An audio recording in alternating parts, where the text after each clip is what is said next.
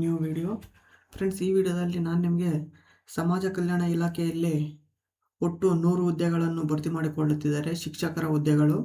ಈ ಹುದ್ದೆಗೆ ಸಂಬಂಧಪಟ್ಟ ಅಪ್ಲಿಕೇಶನ್ ನಾವು ಯಾವ ರೀತಿ ಮೊಬೈಲ್ನಲ್ಲಿ ಆಗಬೇಕಂದ್ಬಿಟ್ಟು ಸಂಪೂರ್ಣವಾಗಿ ಸ್ಟೆಪ್ ಬೈ ಸ್ಟೆಪ್ ತಿಳಿಸ್ಕೊಡ್ತೀನಿ. ವಿಡಿಯೋವನ್ನು ಸ್ಕಿಪ್ ಮಾಡದೆ ಪೂರ್ತಿಯಾಗಿ ನೋಡಿ ಫ್ರೆಂಡ್ಸ್. ಬನ್ನಿ, ಮೊದಲನೇದಾಗಿ ನಿಮ್ಮ ಕ್ರೋಮ್ ಬ್ರೌಸರನ್ನು ಓಪನ್ ಮಾಡಿಕೊಂಡು KEA ಹೋಮ್ ಅಂತ ಟೈಪ್ ಮಾಡ್ಕೊಳ್ಳಿ. ಟೈಪ್ ಮಾಡ್ಕೊಂಡು ಸರ್ಚ್ ಬಾರ್ ಮೇಲೆ ಕ್ಲಿಕ್ ಮಾಡ್ಕೊಂಡ್ರೆ ಈ ರೀತಿ ಇಂಟರ್ಫೇಸ್ ಬರುತ್ತೆ. ಇಲ್ಲಿ KEA ಹೋಮ್ ಕರ್ನಾಟಕ CET ಅಂತ ಐತಲ್ಲ, ಇದ್ರ ಮೇಲೆ ಕ್ಲಿಕ್ ಮಾಡ್ಕೊಳ್ಳಿ. ಈಗ ಈ ರೀತಿ ಇಂಟರ್ಫೇಸ್ ಬಂದಿರುತ್ತೆ. ಇಲ್ಲಿ ನೇಮಕಾತಿ ಮೇಲೆ ಕ್ಲಿಕ್ ಮಾಡ್ಕೊಳ್ಳಿ. ಇಲ್ಲಿ ನೋಡೋದಾದ್ರೆ ಸಮಾಜ ಕಲ್ಯಾಣ ಇಲಾಖೆಯ ವಸತಿ ಶಾಲೆಗಳ ಶಿಕ್ಷಕರ ನೇಮಕಾತಿ 2026 ಅಂತಿದೆ. ಇದ್ರ ಮೇಲೆ ಕ್ಲಿಕ್ ಮಾಡಿಕೊಂಡು ಇಲ್ಲಿ ಸಮಾಜ ಕಲ್ಯಾಣ ಇಲಾಖೆಯ ವಸತಿ ಶಾಲೆಗಳ ಶಿಕ್ಷಕರ ನೇಮಕಾತಿ RPC 2026 ಅಂತಿದೆ. RPC ಅಂದರೆ ನಾನ್ ಕಲ್ಯಾಣ ಕರ್ನಾಟಕ. ಇಲ್ಲಿ ಕೆಳಗಡೆ ನೋಡೋದಾದರೆ ಸಮಾಜ ಕಲ್ಯಾಣ ಇಲಾಖೆಯ ವಸತಿ ಶಾಲೆಗಳ ಶಿಕ್ಷಕರ ನೇಮಕಾತಿ KK 2026 ಅಂತ ಕೊಟ್ಟಿದ್ದೇನೆ. KK ಅಂದರೆ ಕಲ್ಯಾಣ ಕರ್ನಾಟಕ. ಇಲ್ಲಿ ಒಂದು ನಾನ್ ಕಲ್ಯಾಣ ಕರ್ನಾಟಕಕ್ಕೆ ಅಪ್ಲಿಕೇಶನ್ ಹಾಕ್ತಾ ಇದ್ರಿ. KKದವರು ಇದೇ ರೀತಿ ಅಪ್ಲಿಕೇಶನ್ ಹಾಕಬೇಕು, ಓಕೆನಾ? ನೀವು ಈ ವಿಡಿಯೋ ನೋಡಿ ಫ್ರೆಂಡ್ಸ್. ನೋಡಿ, RPC ಮೇಲೆ ಕ್ಲಿಕ್ ಮಾಡ್ಕೊಳ್ಳಿ. ಈಗ ಈ ರೀತಿ ಇಂಟರ್ಫೇಸ್ ಬಂದಿರುತ್ತೆ. ಇದು ಮೊದಲು ಕೊಟ್ಟಿದ್ದೇನೆ SWRST 2026 ಆನ್ಲೈನ್ ಅರ್ಜಿ ಸಲ್ಲಿಸುವ ಲಿಂಕ್ ಅಂತ ಕೊಟ್ಟಿದ್ದಾನೆ RPC. ಇಲ್ಲಿ ಕೆಳಗಡೆ ನೋಡೋದಾದರೆ SWRST 2026 ವಿವರವಾದ ಅಧಿಸೂಚನೆ ಅಂತ ಕೊಟ್ಟಿದ್ದಾನೆ ಫ್ರೆಂಡ್ಸ್, ಓಕೆನಾ? ಇದೊಂದ್ಸರಿ ಓದ್ಕೊಳ್ಳಿ. ನಾನು PDF ಲಿಂಕ್ ನಾನು ಡಿಸ್ಕ್ರಿಪ್ಷನಲ್ಲಿ ಕೊಟ್ಟಿರ್ತೀನಿ. ಡೈರೆಕ್ಟ್ ಕ್ಲಿಕ್ ಮಾಡಿದ್ರೆ PDF ಒಂದ್ಸರಿ ಓದ್ಕೊಳ್ಳಿ ಫ್ರೆಂಡ್ಸ್. ಮತ್ತು ಅಪ್ಲಿಕೇಶನ್ ಲಿಂಕು ನಾನು ಡಿಸ್ಕ್ರಿಪ್ಷನಲ್ಲಿ ಕೊಟ್ಟಿರ್ತೀನಿ, ಹೋಗಿ ಓದ್ಕೊಳ್ಳಿ, ಅಪ್ಲೈ ಮಾಡಿ ಫ್ರೆಂಡ್ಸ್. ಸಾರಿ, ಈಗ ಅರ್ಜಿ ಸಲ್ಲಿಕೆ ಲಿಂಕ್ ಅಂತ ಐತಲ್ಲ, ಇದ್ರ ಮೇಲೆ ಕ್ಲಿಕ್ ಮಾಡ್ಕೊಳ್ಳಿ. ಈಗ ಈ ರೀತಿ ಇಂಟರ್ಫೇಸ್ ಬಂದಿರುತ್ತೆ. ಇಲ್ಲಿ ಲಾಗಿನ್ ಆಗಬೇಕು. ನಾವು ಲಾಗಿನ್ ಆಗೋದಕ್ಕಿಂತ ಮುಂಚಿತವಾಗಿ ರಿಜಿಸ್ಟ್ರೇಷನ್ ಮಾಡ್ಕೊಬೇಕಾಗಿರುತ್ತೆ, ಸರಿನಾ? ಇಲ್ಲಿ ನ್ಯೂ ಯೂಸರ್ ಹೊಸ ಬಳಕೆದಾರ ಅಂತ ಐತಲ್ಲ, ಇದ್ರ ಮೇಲೆ ಕ್ಲಿಕ್ ಮಾಡ್ಕೊಳ್ಳೋಣ. ಈಗ ಇಲ್ಲಿ ನೀವು ಕರ್ನಾಟಕ ರಾಜ್ಯದ ಕರ್ನಾಟಕ ಪರೀಕ್ಷಾ ಮಂಡಳಿ ನಡೆಸುವ SSLC ಪರೀಕ್ಷೆಯಲ್ಲಿ ತೇರ್ಗಡೆಯಾಗಿದ್ದೀರಾ ಅಂತ ಕೇಳುತ್ತೆ. ಎಸ್ ಕೊಡೋಣ ಫ್ರೆಂಡ್ಸ್. ಎಸ್ ಕೊಟ್ಟು ನಿಮ್ಮ SSLC ರಿಜಿಸ್ಟರ್ ನಂಬರ್ ಹಾಕ್ಕೊಂಡು ವೆರಿಫೈ ಮೇಲೆ ಕ್ಲಿಕ್ ಮಾಡ್ಕೊಳ್ಳಿ. SSLC ನಂಬರ್ ಹಾಕ್ಕೊಂಡು ವೆರಿಫೈ ಮೇಲೆ ಕ್ಲಿಕ್ ಮಾಡಿದ್ರೆ ವೆರಿಫೈ ಎಲ್ಲ ಸಕ್ಸಸ್ಫುಲಿ ಅಂತ ಬರುತ್ತೆ. ಇಲ್ಲಿ ನಿಮ್ಮ ಡೀಟೇಲ್ಸ್ ಎಲ್ಲ ಫ್ಲೆಕ್ಚ್ ಆಗಿರುತ್ತೆ ಫ್ರೆಂಡ್ಸ್. ಕೆಳಗಡೆ ಎಲ್ಲ ನಿಮ್ಮ ಹೆಸರು, ಡೇಟ್ ಆಫ್ ಬರ್ತು, ತಂದೆ ತಾಯಿ ಹೆಸರು ಎಲ್ಲ ಬಂದಿರುತ್ತೆ ನೋಡಿ. ಇಲ್ಲೆಲ್ಲ ನಿಮ್ಮ ಡೇಟಾ ಎಲ್ಲ ಫ್ಲೆಕ್ಚ್ ಆಗಿರುತ್ತೆ. ಇಲ್ಲಿ ನೆಕ್ಸ್ಟ್ ಇಲ್ಲಿ ಚೂಸ್ ರಿಜಿಸ್ಟ್ರೇಷನ್ ಮೆಥಡ್ ಅಂತ ಐತಲ್ಲ, ಇಲ್ಲಿ ಬಂದು ಚೆಕ್ ಬಾಕ್ಸ್ ಮೇಲೆ ಕ್ಲಿಕ್ ಮಾಡಿಕೊಂಡು ರಿಜಿಸ್ಟ್ರೇಷನ್ ಅಥಾರಿಟಿ ಆಧಾರ್ ಅಂತ ಕ್ಲಿಕ್ ಮಾಡ್ಕೊಳ್ಳಿ ಫ್ರೆಂಡ್ಸ್. ಈಗ ಇಲ್ಲಿ ಚೆಕ್ ಬಾಕ್ಸ್ ಬಂದಿರುತ್ತೆ. ಚೆಕ್ ಬಾಕ್ಸ್ ಮೇಲೆ ಕ್ಲಿಕ್ ಮಾಡಿಕೊಂಡು ಪ್ರೊಸೀಡ್ ಮೇಲೆ ಕ್ಲಿಕ್ ಮಾಡ್ಕೊಳ್ಳಿ. ಇದು KYC ಕೇಳುತ್ತೆ. ಈಗ ಇಲ್ಲಿ ನಿಮ್ಮ ಆಧಾರ್ ಸಂಖ್ಯೆಯನ್ನು ಹಾಕ್ಕೊಂಡು ಇಲ್ಲಿ ಚೆಕ್ ಬಾಕ್ಸ್ ಮೇಲೆ ಕ್ಲಿಕ್ ಮಾಡಿಕೊಂಡು ಇಲ್ಲಿ OTP ಮೇಲೆ ಕ್ಲಿಕ್ ಮಾಡಿದ್ರೆ ನಿಮಗೆ OTP ಬರುತ್ತೆ. OTP ಹಾಕ್ಕೊಂಡು ವೆರಿಫೈ ಮಾಡಿಕೊಂಡು ಸೇವ್ ಕೊಡಿ ಫ್ರೆಂಡ್ಸ್. ನೋಡಿ, ಇಲ್ಲಿ OTP ಪಡೆಯಿರಿ ಅಂತ ಐತಲ್ಲ, ಇದ್ರ ಮೇಲೆ ಕ್ಲಿಕ್ ಮಾಡ್ಕೊಳ್ಳಿ. ಈಗ ನೋಡಿ, OTPಯನ್ನು SMS ಮೂಲಕ ಕಳಿಸಲಾಗಿದೆ ಅಂತ ಕೊಟ್ಟಿದ್ದಾನೆ. ಓಕೆ ಅಂತ ಕೊಡಿ. ಈಗ ಇಲ್ಲಿ ನಿಮ್ಮ ಆಧಾರ್ ನಂಬರ್ಗೆ ಯಾವ ಮೊಬೈಲ್ ನಂಬರ್ ಲಿಂಕ್ ಆಗಿರುತ್ತೋ ಅದ್ರ OTP ಬಂದಿರುತ್ತೆ. OTP ಹಾಕ್ಕೊಳ್ಳಿ. OTP ಹಾಕ್ಕೊಂಡು ಸಬ್ಮಿಟ್ ಮೇಲೆ ಕ್ಲಿಕ್ ಮಾಡಿದ್ರೆ ನಿಮ್ಮ KYC ಎಲ್ಲ ಫಿಲ್ ಆಗಿಬಿಟ್ಟು ಇಲ್ಲಿ ಮೇಲೆ ನಿಮ್ಮ ಹೆಸರು, ಆಧಾರ್ ನಂಬರು ಮತ್ತು ಡೇಟ್ ಆಫ್ ಬರ್ತು, ತಂದೆ ತಾಯಿ ಹೆಸರೆಲ್ಲ ಬಂದಿರುತ್ತೆ. ಇಲ್ಲಿ ನಿಮ್ಮ ವಿದ್ಯಾರ್ಹತೆ ಏನು ಅಂತ ಕೇಳ್ತಾ ಇದ್ದಾರೆ. ಕ್ವಾಲಿಫಿಕೇಷನ್ ಸೆಲೆಕ್ಟ್ ಮಾಡ್ಕೊಬೇಕು. ಇಲ್ಲಿ PUC ಸೆಲೆಕ್ಟ್ ಮಾಡಿಕೊಂಡು ಇಲ್ಲಿ ರಾಷ್ಟ್ರೀಯತೆ ಸೆಲೆಕ್ಟ್ ಮಾಡ್ಕೊಬೇಕು. ಮತ್ತು ನಿಮ್ಮ ಇಮೇಲ್ ID ಹಾಕ್ಕೊಂಡು ಸೆಂಡ್ OTP ಮೇಲೆ ಕ್ಲಿಕ್ ಮಾಡಿದ್ರೆ OTP ಬರುತ್ತೆ. OTP ಹಾಕ್ಕೊಂಡು ವೆರಿಫೈ ಮೇಲೆ ಕ್ಲಿಕ್ ಮಾಡ್ಕೊಳ್ಳಿ. ಅದೇ ರೀತಿ ನಿಮ್ಮ ಮೊಬೈಲ್ ನಂಬರ್ ಹಾಕ್ಕೊಂಡು ಸೆಂಡ್ OTP ಮೇಲೆ ಕ್ಲಿಕ್ ಮಾಡಿದ್ರೆ OTP ಬರುತ್ತೆ. OTPಯನ್ನು ಹಾಕ್ಕೊಂಡು ವೆರಿಫೈ ಮಾಡ್ಕೊಳ್ಳಿ. ಮತ್ತು ಇಲ್ಲಿ ಕೆಳಗಡೆ ಪಾಸ್ವರ್ಡ್ ಕ್ರಿಯೇಟ್ ಮಾಡ್ಕೊಬೇಕು. ಆಮೇಲೆ ಕನ್ಫರ್ಮ್ ಪಾಸ್ವರ್ಡ್ ಕ್ರಿಯೇಟ್ ಮಾಡ್ಕೊಬೇಕು. ಯಾವ ರೀತಿ ಅಂದರೆ ಕೆನರಾ @ 123 C ಅನ್ನೋದು ಬಿಗ್ ಲೆಟರ್ ಇರಲಿ, ಓಕೆನಾ? ಕೆನರಾ @ 123 ಕನ್ಫರ್ಮ್ ಪಾಸ್ವರ್ಡ್ ಹಾಕ್ಕೊಬೇಕು ನೀವು. ನೆಕ್ಸ್ಟ್ ಇಲ್ಲಿ ಬಂದು ಅಭ್ಯರ್ಥಿಯ ಇತ್ತೀಚಿನ ಪಾಸ್ವರ್ಡ್ ಗಾತ್ರದ ಫೋಟೋ ಅಪ್ಲೋಡ್ ಮಾಡಿ ಅಂತಿದೆ. ಇದು JPG ಫಾರ್ಮ್ಯಾಟಲ್ಲಿರಲಿ, 50 KB ಒಳಗಡೆ ಇರಲಿ ಫ್ರೆಂಡ್ಸ್, ಆಯಿತಾ? ಇಲ್ಲಿ ಬಂದು ಅಭ್ಯರ್ಥಿಯ ಸಹಿ ಅಪ್ಲೋಡ್ ಮಾಡಬೇಕು. ಇದು ಬಂದು JPG ಫಾರ್ಮ್ಯಾಟ್, ಇದೂ ಅಪ್ ಟು 50 KB ಒಳಗಡೆ ಇರಬೇಕು, ಸರಿನಾ? ನೆಕ್ಸ್ಟು ಅಭ್ಯರ್ಥಿಯ ಎಡ ಹೆಬ್ಬೆರಳಿನ ಮುದ್ರೆ ಅಪ್ಲೋಡ್ ಮಾಡಿ ಅಂತಿದೆ. ಇಲ್ಲಿ JPG ಫಾರ್ಮೇಟಲ್ಲಿ ಇರಬೇಕು. ಇದನ್ನು 50 KB ಒಳಗಡೆ ಇರಬೇಕು. ಇದನ್ನೆಲ್ಲ ಅಪ್ಲೋಡ್ ಮಾಡ್ಕೊಂಡಿದ್ದಾದ್ಮೇಲೆ ಇಲ್ಲಿ ಕ್ಯಾಪ್ಚರ್ ಕೊಟ್ಟಿರ್ತಾನೆ. ಕ್ಯಾಪ್ಚರ್ ಹಾಕ್ಕೊಂಡು ರಿಜಿಸ್ಟರ್ ಮೇಲೆ ಕ್ಲಿಕ್ ಮಾಡ್ಕೊಳ್ಳಿ ಫ್ರೆಂಡ್ಸ್. ನೋಡಿ, ಪಾಸ್ವರ್ಡ್ ಎಲ್ಲ ಕ್ರಿಯೇಟ್ ಮಾಡಿಕೊಂಡು ಕ್ಯಾಪ್ಚರ್ ಹಾಕ್ಕೊಂಡು ರಿಜಿಸ್ಟರ್ ಮೇಲೆ ಕ್ಲಿಕ್ ಮಾಡಿದ್ರೆ ಈ ರೀತಿ ಇಂಟರ್ಫೇಸ್ ಬರುತ್ತೆ. ಇಲ್ಲಿ ಗೋ ಟು ಹೋಮ್ ಪೇಜ್ ಮೇಲೆ ಕ್ಲಿಕ್ ಮಾಡ್ಕೊಳ್ಳಿ. ಈಗ ರಿಜಿಸ್ಟರ್ ಕಂಪ್ಲೀಟ್ ಆಗಿರುತ್ತೆ ಮತ್ತು ಮೆಸೇಜ್ ಬಂದಿರುತ್ತೆ ನಿಮಗೆ, ನಿಮ್ಮ ಅಪ್ಲಿಕೇಶನ್ ನಂಬರು ಅದನ್ನು, ಸರಿನಾ? ಇಲ್ಲಿ ಗೋ ಟು ಹೋಮ್ ಪೇಜ್ ಮೇಲೆ ಕ್ಲಿಕ್ ಮಾಡ್ಕೊಳ್ಳಿ.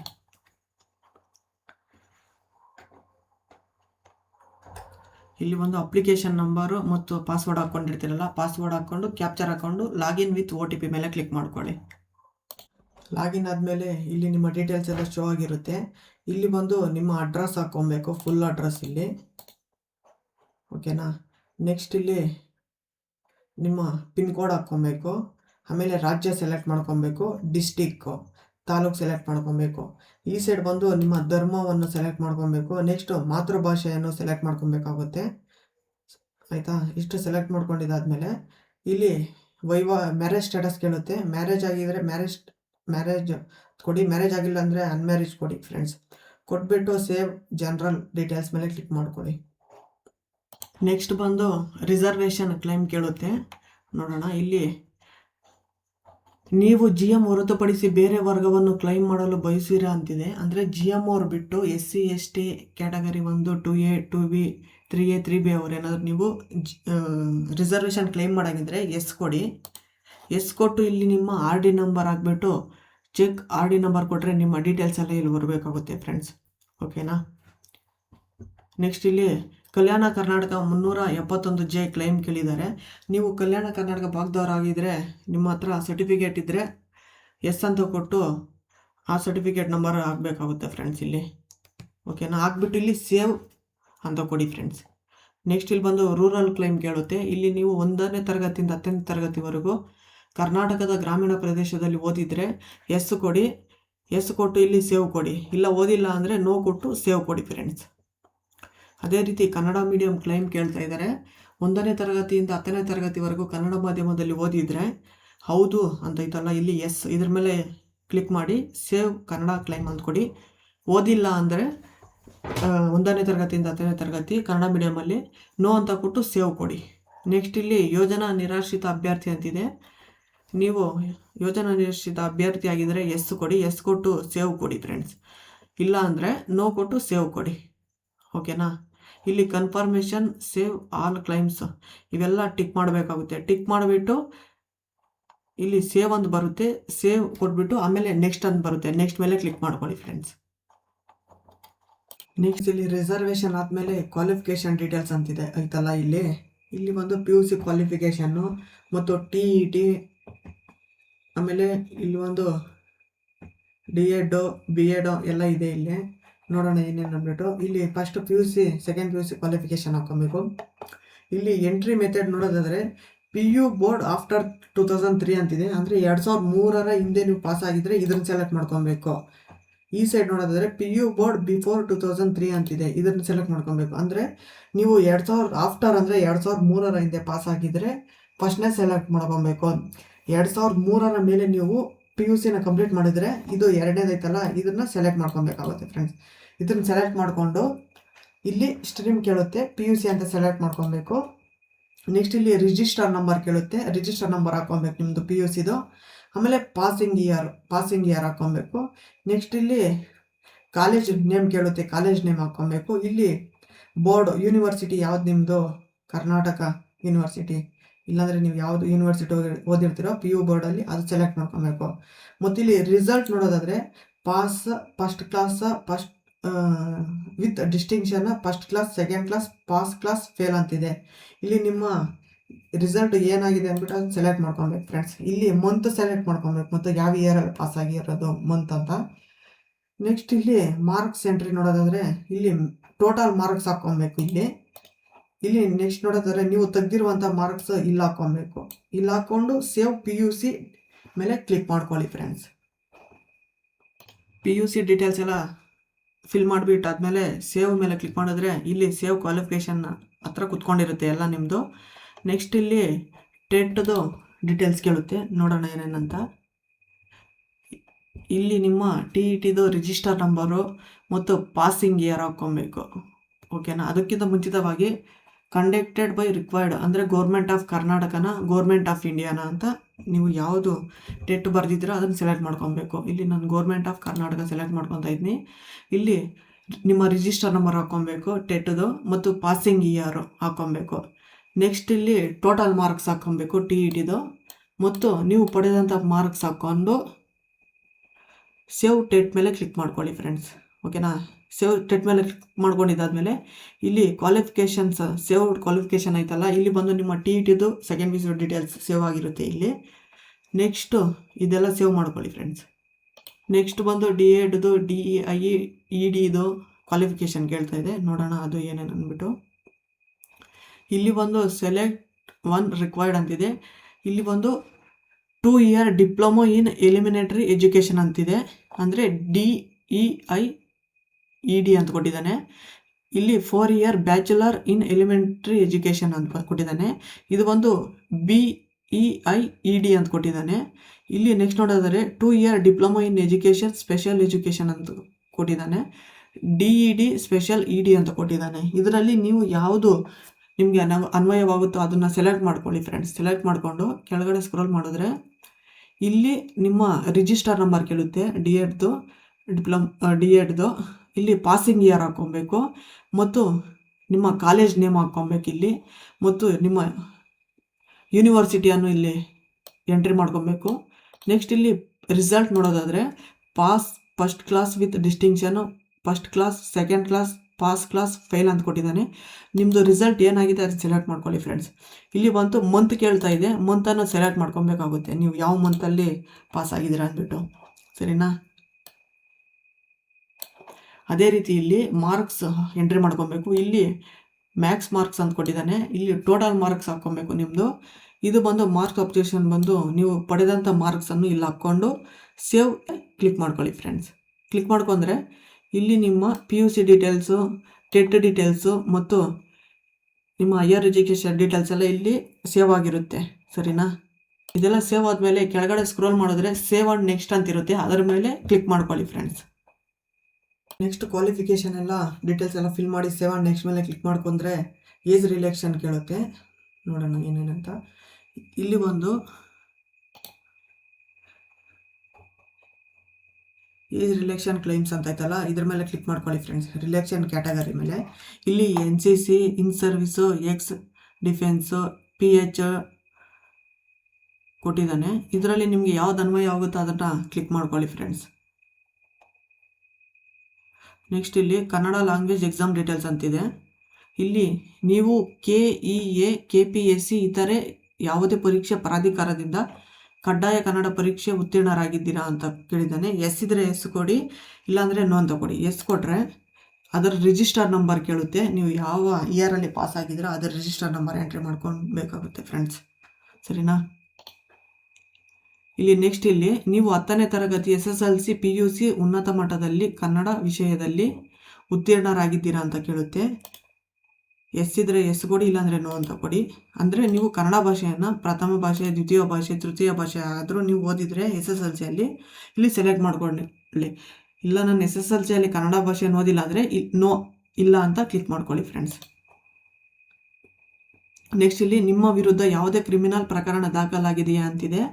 ಹೌದಿದ್ರೆ ಹೌದು ಕೊಡಿ, ಇಲ್ಲ ಅಂದರೆ ಇಲ್ಲ ಅಂತ ಕೊಡಿ. ನೆಕ್ಸ್ಟು ನೀವು ಎಂದಾದರೂ ಯಾವುದೇ ಪ್ರಾಧಿಕಾರದಿಂದ ಯಾವುದೇ ಪರೀಕ್ಷೆಯಿಂದ ನಿಷೇಧಿಸಲ್ಪಟ್ಟಿದ್ದೀರಾ ಅಂತಿದೆ. ಎಸ್ ಇದ್ದರೆ ಎಸ್ ಕೊಡಿ, ಇಲ್ಲ ಅಂದರೆ ಇಲ್ಲ ಅಂತ ಕೊಡಿ ಫ್ರೆಂಡ್ಸ್. ಇಷ್ಟು ಫಿಲ್ ಮಾಡಿಬಿಟ್ಟು ಸೇವ್ ಕನ್ನಡ ಡೀಟೇಲ್ಸ್ ಮೇಲೆ ಕ್ಲಿಕ್ ಮಾಡ್ಕೊಳ್ಳಿ. ನೋಡಿ ಡೀಟೇಲ್ಸ್ ಎಲ್ಲ ಸೇವ್ ಆಯಿತು. ಇವಾಗ ಓಕೆ ಮೇಲೆ ಕ್ಲಿಕ್ ಮಾಡ್ಕೊಳ್ಳಿ.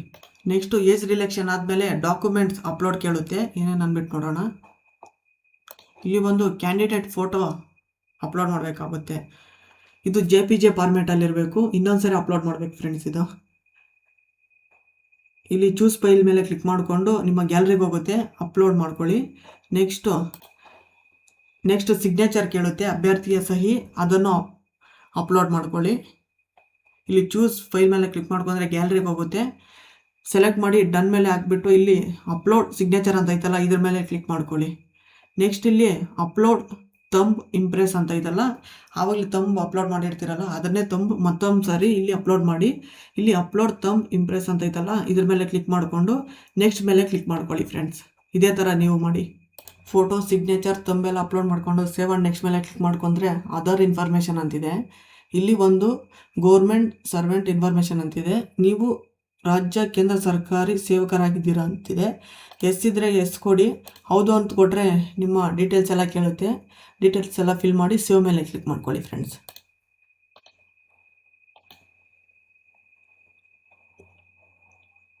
ಈಗ ಪೋಸ್ಟ್ ಸೆಲೆಕ್ಷನ್ ಅಂತಿದೆ ಅಲ್ಲ, ಇಲ್ಲಿ ಒಂದು ನೀವು ಪೋಸ್ಟ್ ಸೆಲೆಕ್ಷನ್ ಮಾಡ್ಕೊಬೇಕಾಗುತ್ತೆ. ಇಲ್ಲಿ social welfare residential school teacher RPC non HK ಅಂತ ಐತಲ್ಲ ಇದ್ರ ಮೇಲೆ ಕ್ಲಿಕ್ ಮಾಡಿಕೊಂಡು ಅಪ್ಲೈ ಮೇಲೆ ಕ್ಲಿಕ್ ಮಾಡ್ಕೊಳ್ಳಿ.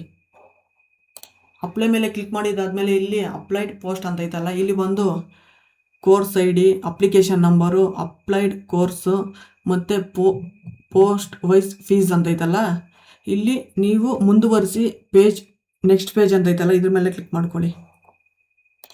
ನೆಕ್ಸ್ಟ್ ಪೇಜ್ ಮೇಲೆ ಕ್ಲಿಕ್ ಮಾಡ್ಕೊಂಡ್ರೆ ಇಲ್ಲಿ ಡಿಕ್ಲರೇಷನ್ ಕೇಳುತ್ತೆ. ಅದಕ್ಕಿಂತ ಮುಂಚಿತವಾಗಿ ಡ್ರಾಫ್ಟ್ ಪ್ರಿಂಟ್ ಅಪ್ಲಿಕೇಶನ್ ಒಂದ್ಸರಿ ಚೆಕ್ ಮಾಡ್ಕೊಳ್ಳಿ. ಇದ್ರ ಮೇಲೆ ಕ್ಲಿಕ್ ಮಾಡಿಕೊಂಡು ನಿಮ್ಮ ಅಪ್ಲಿಕೇಶನ್ ನೀವು ಫಿಲ್ ಮಾಡಿರೋ ಡೀಟೇಲ್ಸ್ ಎಲ್ಲ ಕರೆಕ್ಟ್ ಐತಾ ಇಲ್ಲ ಅಂದ್ಬಿಟ್ಟು ಒಂದ್ಸರಿ ಚೆಕ್ ಮಾಡಿಕೊಂಡು ಇಲ್ಲಿ ಕೆಳಗಡೆ ಐತಲ್ಲ ಚೆಕ್ ಬಾಕ್ಸ್ ಮೇಲೆ ಕ್ಲಿಕ್ ಮಾಡಿಕೊಂಡು ಅಕ್ಸೆಪ್ಟ್ ಆ್ಯಂಡ್ ಸಬ್ಮಿಟ್ ಡಿಕ್ಲರೇಷನ್ ಮೇಲೆ ಕ್ಲಿಕ್ ಮಾಡ್ಕೊಳ್ಳಿ ಫ್ರೆಂಡ್ಸ್.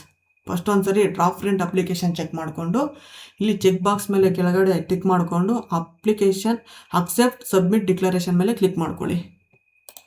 ಚೆಕ್ ಬಾಕ್ಸ್ ಮೇಲೆ ಕ್ಲಿಕ್ ಮಾಡಿದ್ದಾದಮೇಲೆ ಇಲ್ಲಿ ಅಕ್ಸೆಪ್ಟ್ ಮೇಲೆ ಕ್ಲಿಕ್ ಮಾಡ್ಕೊಂಡ್ಮೇಲೆ ಇಲ್ಲಿ ಕನ್ಫರ್ಮೇಷನ್ ಡಿಕ್ಲರೇಷನ್ ಅಂದ್ಬಿಟ್ಟು ಇನ್ನೊಂದ್ಸರಿ ಕೇಳುತ್ತೆ. ಎಸ್ ಐ ಕನ್ಫರ್ಮ್ ಮೇಲೆ ಕ್ಲಿಕ್ ಮಾಡ್ಕೊಳ್ಳಿ. ಈಗ ಇಲ್ಲಿ ಪೇಮೆಂಟ್ ಮಾಡಬೇಕಾಗುತ್ತೆ. ಇಲ್ಲಿ ಪೇ ಅಂತ ಐತಲ್ಲ ಕೆಳಗಡೆ ಇದ್ರ ಮೇಲೆ ಕ್ಲಿಕ್ ಮಾಡ್ಕೊಳ್ಳಿ ಫ್ರೆಂಡ್ಸ್.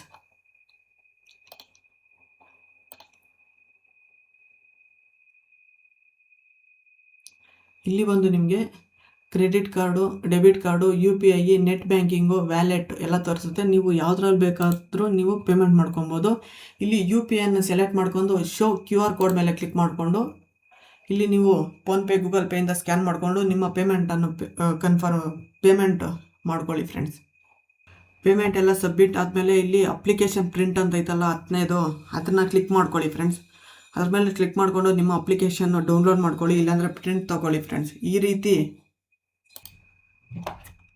ಸಮಾಜ ಕಲ್ಯಾಣ ಇಲಾಖೆಯಲ್ಲಿ ಖಾಲಿ ಇರುವ ವಸತಿ ಶಿಕ್ಷಕರ ಹುದ್ದೆಗಳಿಗೆ ಅಪ್ಲಿಕೇಶನ್ ಹಾಕೋದು.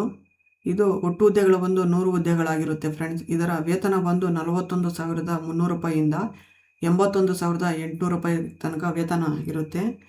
ಈ ವಿಡಿಯೋ ನಿಮಗೆ ಇಷ್ಟ ಆಗಿದರೆ ಪ್ಲೀಸ್ ನಮ್ಮ ಯೂಟ್ಯೂಬ್ ಚಾನಲನ್ನು ಸಬ್ಸ್ಕ್ರೈಬ್ ಮಾಡಿಕೊಳ್ಳಿ ಅಂತ ಹೇಳ್ತಾ ಈ ವಿಡಿಯೋ ಒಂದು ಲೈಕ್ ಮಾಡಿ friends. Thank you for watching.